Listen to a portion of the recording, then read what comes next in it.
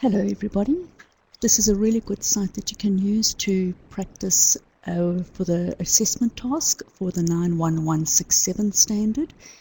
The link is given in OTL. It's sciencescribe.co.nz. Now you will see something like this blue screen that comes up. You've got LU where you look up, look up an oxidant or a reactant. So for instance, if we go here, you can look at dichromate as an oxidant, and you are given the what it starts with, dichromate, and what it will go to, which is a chromium 3+ ion, and you're also told that it goes from orange to green in that writing in black at the bottom. So this is very useful if you want to look things up. In the task you are given reactants and oxidants, but they are not linked to the color, they're in separate tables. Right, let's go back to the question, the QU for question, where we generate a random question. So for example, the question that's come up is 1 milliliter of saturated sodium chloride is reacted with 3 milliliters of acidified sodium dichromate, and orange color turned green. So in the task it would be given as a photo, but here it's given as a description. So you need to work out the half reactions, the full equation balanced. You also need to link the observations to the species, so the sodium chloride, sodium dichromate, which of them gives what color, and what is being formed. You also need to explain the chemistry in terms of the oxidation number change as well as the electrons.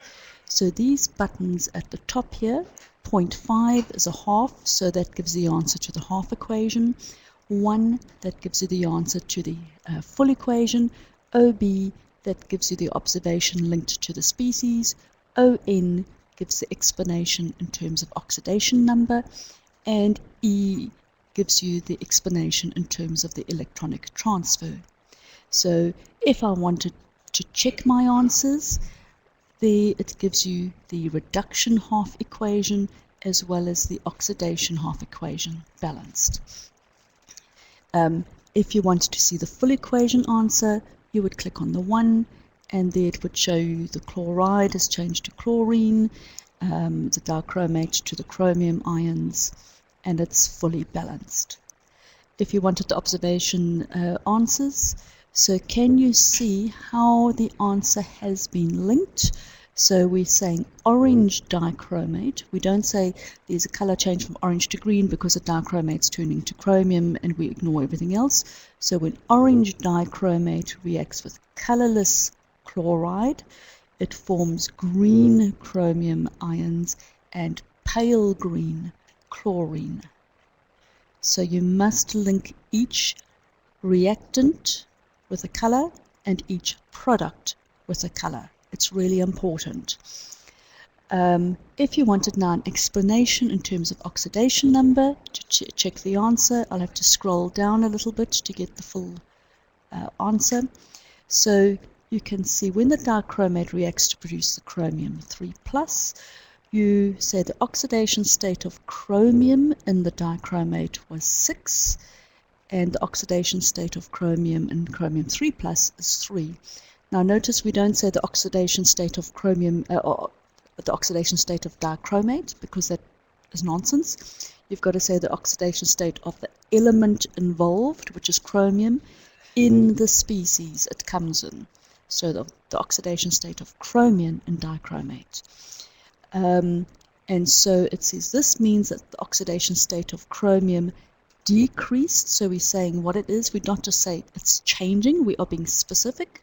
You could say decreased, or you could say more negative, so that the dichromate was reduced to form chromium 3+.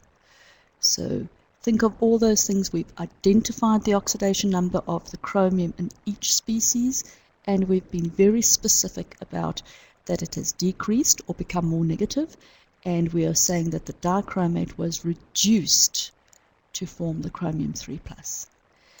If we now go to the other part, because we need to give both parts, the chloride forms chlorine, So the oxidation state or oxidation number, it means the same thing pretty much. So we say the oxidation state of chlorine and chloride was -1, and the oxidation state of chlorine and chlorine gas is 0. So remember, we have to work with the element in the species. In this case, the element is nearly the same as the species because the chloride only has the chlorine element in it and chlorine gas only has a chlorine element in it. And now we're being very specific. The oxidation state of chlorine increased or became more positive so that the chloride was oxidized to chlorine. So we're not saying that chlorine is being oxidized, we're saying the chloride, so we're referring to the species. And then we can do the same explanation, and you have to give both explanations for excellence. You can do the same explanation when in terms of electron transfer. So this is exactly the same thing where we're saying 1 mole of dichromate will gain 6 moles of electrons. That is from your balanced equation that you've worked out to produce 2 moles of dichromate. So it's very important you talk about that the dichromate has gained electrons and specifically how many. So you could have said each chromium atom in dichromate has gained 3 electrons, or you could say 1 mole of dichromate because there are 2 chromium atoms in dichromate. So each one has gained 3 electrons, or dichromate has gained 6 electrons. And the same thing with chloride. Each chloride ion will lose 1 electron, or because from our balanced equation we had a 2 in front of the chloride, so 2 moles of chloride will lose 2 moles of electrons. So very specific. You don't have to do it in terms of moles, you can do it in terms of particles. So each chlorine ion will lose 1 electron, it's fine. Or you could say 2 chloride ions will lose 2 electrons to form chlorine.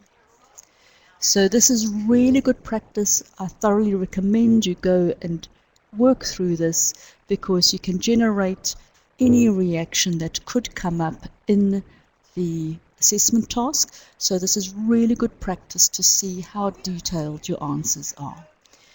Thank you. Goodbye.